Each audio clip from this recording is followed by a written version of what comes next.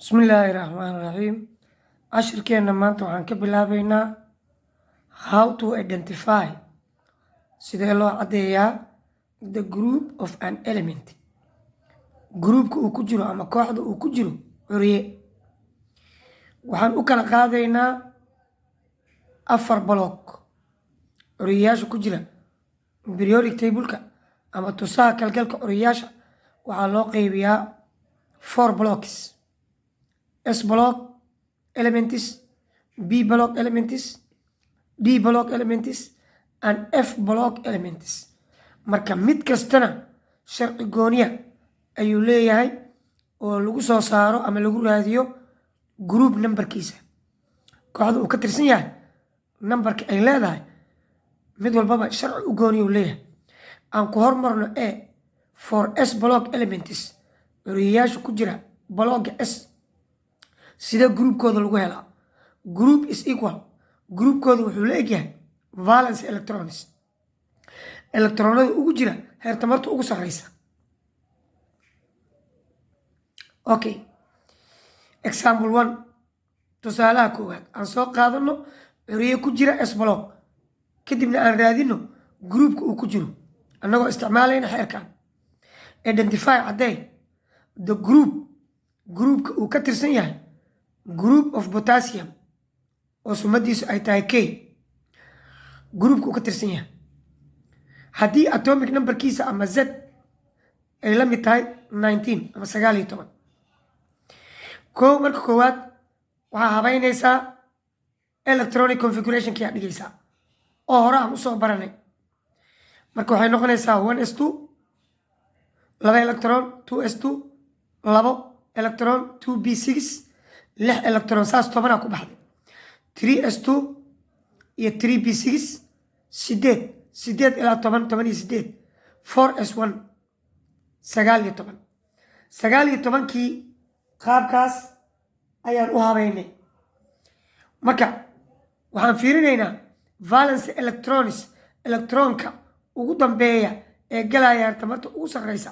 waa S hadda waxaana ku jira 1 electron. Therefore, group number waa soo gaabinaynaa of potassium K is equal 1 waa group 1. Group 1 waxaa wanaagsan marka in aad raaciso A capital sababta loo raacinayana maxaa waaye sababta loo raacinayo waxaa waaye gruubyada kale ah S iyo B waa groupiska loo yaqaano main groups marka iyaga waxaa la raaciyaa letterka A capital. Gruubyada kale ah D and F iyagana waxaa la raaciyaa letterka B capital oo iyagu waa subgroups gruubyada yaryar iyo main groups gruubyada waaweyn marka groupka uu ku jiro potassium is equal 1A oo loola jeedo main groupiska waaye groupkooda koowaad waaye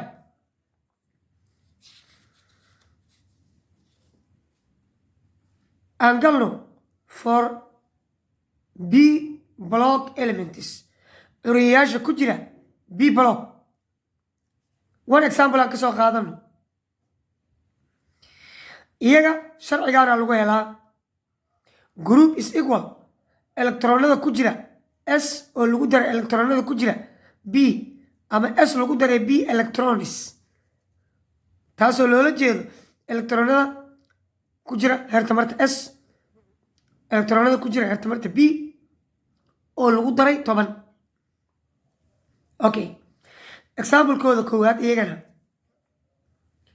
identify caddee the group of sulfur groupka uu ku jiro curyaha sulfur oo symbolkiisa ama sumadiisu ay tahay S capital Z is equal 16 atomic numberkiisuna waa 16 electronic configurationkooda saanu noo noqona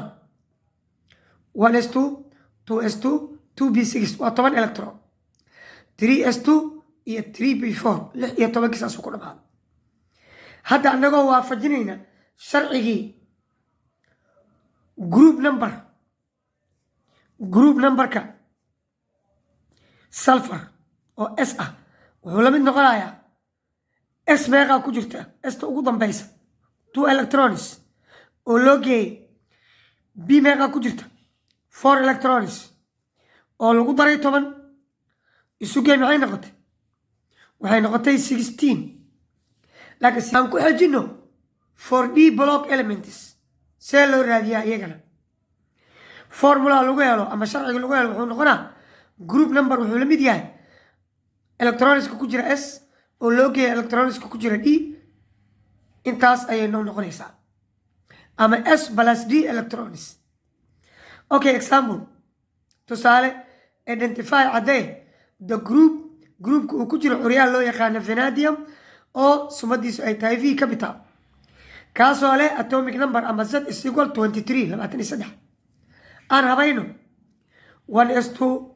2s2 2b6 waan naqaanaa oo waa soo qaadanay cashirkan hore u soo qaadanay 3s2 3b6 intaas waa 18 electrons intaan waa 10 18 23 okay esta ugu dambaysa iyo d-da ugu dambaysa electronada ku jira group number ka uu leeyahay curyaha vanadium waxay la mid tahay 2 oo lagu daray 3 waa 5 laakiin hadda waxaan soo sheegnay b iyo f in la raacinayo b capital marka wuxuu noo noqonayaa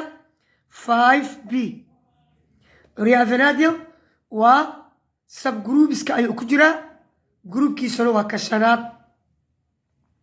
aan soo qaadano 4 f block elements curyayaasha ku jira f block oo loo yaqaano lanthanide iyo actinide kuwaas calculation oo dhan ma galaan because iyagu always waxay ku jiraan waa groupka 3aad third group waaye midda kale iyagu periodka ay ku jiraan waa periodka 6aad iyo periodka 7aad marka iyaga waa la iska sii yaqaanaa waxayna ka tirsan yihiin groupka 3aad marka iyagu calculationba ma galaan